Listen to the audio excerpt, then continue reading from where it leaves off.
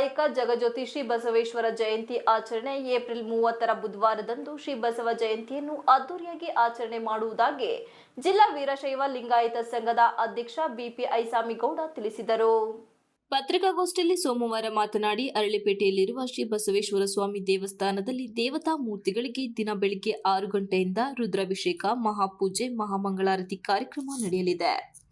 ತದನಂತರ ಬೆಳಿಗ್ಗೆ 9:15ರಿಂದ ಶ್ರೀ ಬಸವೇಶ್ವರ ಸ್ವಾಮಿಯ ರಥೋತ್ಸವವು ನಂದಿಧ್ವಜ, ಕರಡಿಮಜಲು ಮಂಗಳವಾದ್ಯದೊಂದಿಗೆ ಕರ್ನಾಟಕ ಸರ್ಕಾರ ಕನ್ನಡ ಮತ್ತು ಸಂಸ್ಕೃತಿ ಇಲಾಖೆಯಿಂದ ಶ್ರೀ ಬಸವೇಶ್ವರ ಭಾವಚಿತ್ರವಿರುವ ಬೆಳ್ಳಿ ರಥ ಹಾಗೂ ವಿವಿಧ ವಾದ್ಯಗೋಷ್ಠಿಯೊಡನೆ ಮೆರವಣಿಗೆ ಪ್ರಾರಂಭವಾಗಲಿದ್ದು, ಇದರ ಉದ್ಘಾಟನೆಯನ್ನು ಹಾಸನ ಜಿಲ್ಲಾ ಮಾನ್ಯ ಜಿಲ್ಲಾಧಿಕಾರಿಗಳಾದ ಸತ್ಯಭಾಮ ಸಿ ರವರು ನೆರವೇರಿಸಲಿದ್ದಾರೆ ಎಂದರು.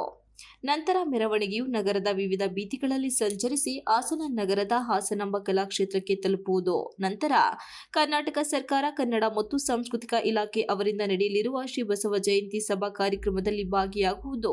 ಸಭಾ ಕಾರ್ಯಕ್ರಮದ ನಂತರ ಪ್ರಸಾದ ವಿನಿಯೋಗವಿರುತ್ತದೆ. ಈ ಕಾರ್ಯಕ್ರಮವು ಹಾಸನ ಜಿಲ್ಲಾ ವೀರಶೈವ ಲಿಂಗಾಯತ ಸಂಘ ಹಾಸನ ಮತ್ತು ಸಮಾಜದ ವಿವಿಧ ಸಂಘ ಸಂಸ್ಥೆಗಳು ಹಾಗೂ ಸಮಾಜದ ಸಹಕಾರದೊಡನೆ ನಡೆಯಲಿರುವ ಈ ಎಲ್ಲ ಕಾರ್ಯಕ್ರಮಗಳಲ್ಲಿ ಸರ್ವರಿಗೂ ಭಾಗಿಯಾಗಿ ಶ್ರೀ ಬಸವೇಶ್ವರ ಸ್ವಾಮಿ ಕೃಪೆಗೆ ಪಾತ್ರರಾಗಬೇಕೆಂದು ಮನವಿ ಮಾಡಿದರು. ನಮ್ಮ ಪ್ರಸಾದ ವಿನಿಯೋಗ ಇದೆ. ಹೀಗೆ ಅನೇಕ ಕಾರ್ಯಕ್ರಮಗಳು ನಡೀತಾ ಇದೆ.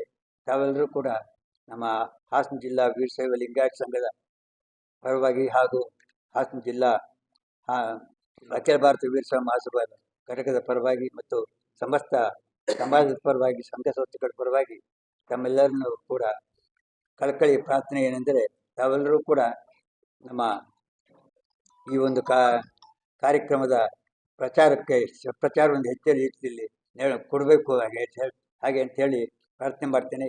ಕಾರಣ ಏನೆಂದರೆ, ಬಸವ ಜಯಂತಿ ದಿವಸ ಜನರು ಬರೋದು ಕಷ್ಟ, ತಮಗೆಲ್ಲ ಗೊತ್ತಿದೆ. ಅನೇಕ ಶುಭ ದಿನ ಆದ್ದರಿಂದ ಅನೇಕ ಕಾರ್ಯಕ್ರಮಗಳು ಇರ್ತವೆ. ಎಲ್ಲರೂ ಅಲ್ಲಲ್ಲಿ ಚದುರು ಹೋಗ್ಬಿಡ್ತಾರೆ.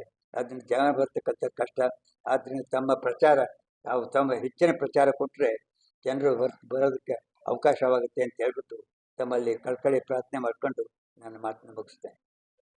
ಪತ್ರಿಕಾಗೋಷ್ಠಿಯಲ್ಲಿ ಜಿಲ್ಲಾ ವೀರಶೈವ ಲಿಂಗಾಯತ ಸಂಘದ ಉಪಾಧ್ಯಕ್ಷ ಬಿಎಂ ಭುವನಾಕ್ಷ, ಪ್ರಧಾನ ಕಾರ್ಯದರ್ಶಿ ಇಎಂ ರುದ್ರಕುಮಾರ್, ರವಿಕುಮಾರ್, ತಾಲೂಕು ಅಧ್ಯಕ್ಷ ಕಟ್ಟಾಯ ಶಿವಕುಮಾರ್, ಸಹ ಕಾರ್ಯದರ್ಶಿ ಎಚ್ ಮಲ್ಲಿಕಾರ್ಜುನ್ ಇತರರು ಉಪಸ್ಥಿತರಿದ್ದರು. Srinivas, TV 46 Malenadu news, Hassan.